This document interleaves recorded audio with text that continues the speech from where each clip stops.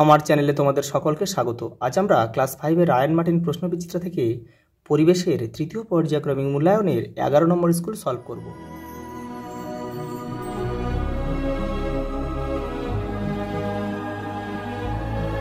দেখো, প্রথম প্রশ্ন দেখো, সুনামি হলো সামুদ্রিক জলোচ্ছ্বাস। কলকাতায় প্রথম রিক্সা আসে 1900 খ্রিস্টাব্দে, আর রিক্সায় প্রথম মানুষ বওয়া শুরু হয় 1914 খ্রিস্টাব্দে। সূর্য থেকে পৃথিবীতে আলো আসতে সময় লাগে 8 মিনিট। আমাদের দেশে আগে লেখা হতো তাল পাতায়। একটি পরিবেশ বান্ধব পরিবহন কি? সাইকেল। পরেরটা দেখো, ধূমকেতু দেখতে ঝাঁটার মতো। রেল ইঞ্জিন তৈরির কারখানা আছে চিত্তরঞ্জনে, পশ্চিম বর্ধমানে কিন্তু অবস্থিত এই চিত্তরঞ্জন। দেখো, জ্বলন্ত কাঠ নিভিয়ে তৈরি হয় কাঠ কয়লা। প্রদত্ত কোনটি অপ্রচলিত শক্তি? দেখো, সৌরশক্তি, জৈব গ্যাস শক্তি, বায়ু শক্তি সবগুলোই কিন্তু অপ্রচলিত শক্তির উদাহরণ। চন্দ্রগ্রহণ কোন সময় হয়? পূর্ণিমা তিথিতে। পরেরটা দেখো, শূন্যস্থান পূরণ করো। টেলিস্কোপ আবিষ্কার করেন গ্যালিলিও। ভুটানের কাছে ঝালংয়ে হবে এটা, ঝালংয়ে একটি জলবিদ্যুৎ কেন্দ্র আছে। নৌকা কোন দিকে যাবে তা ঠিক করতে হাল ব্যবহার করা হয়। 15 জুন তারিখ বিশ্ব বয়স্ক অবমাননা প্রতিরোধ দিবস। গৌণ জোয়ারে 12 ঘন্টা 26 মিনিট পরে মুখ্য জোয়ার হয়। পরেরটা দেখো, ভারতের সংবিধান রচনা করেছিলেন বাবা সাহেব আম্বেদকর।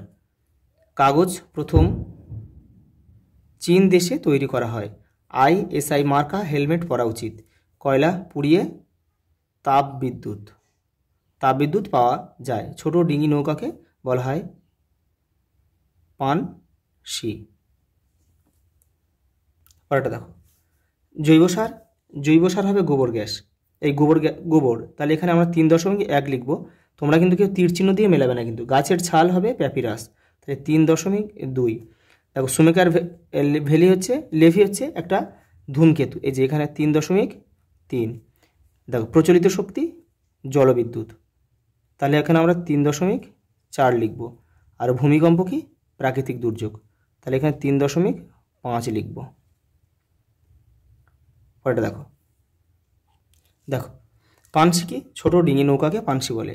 একটি জীবাশ্ম জ্বালানির নাম লেখো। দেখো, কয়লা, পেট্রোল, ডিজেল, কেরোসিন সবই জীবাশ্ম জ্বালানির উদাহরণ। পৃথিবীর কক্ষপথের আকৃতি কার মতো? দেখো, ডিম্বাকার, অর্থাৎ ডিমের মতো।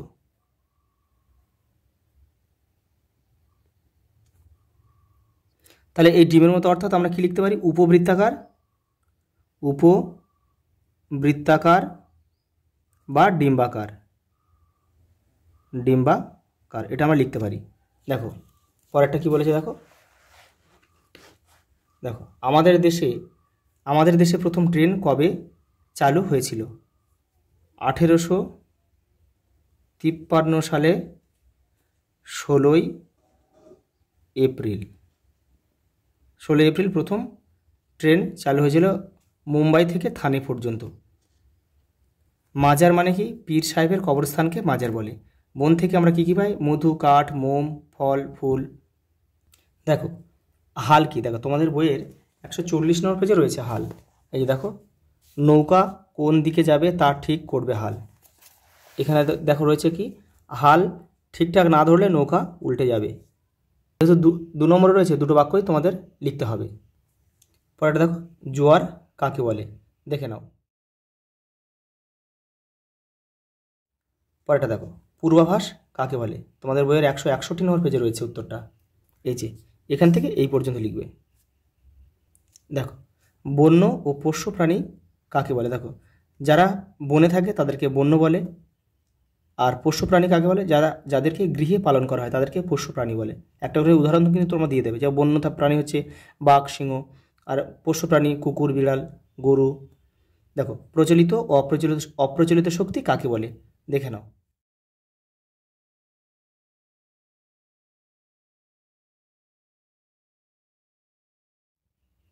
পরেরটা দেখো, জলচক্র কাকে বলে? রেখাচিত্র অঙ্কন করে দেখাও।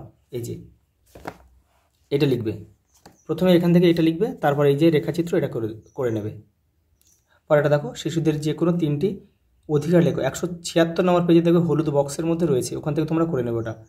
দেখো, সূর্য সকল শক্তির উৎস, ব্যাখ্যা করো, দেখে নাও।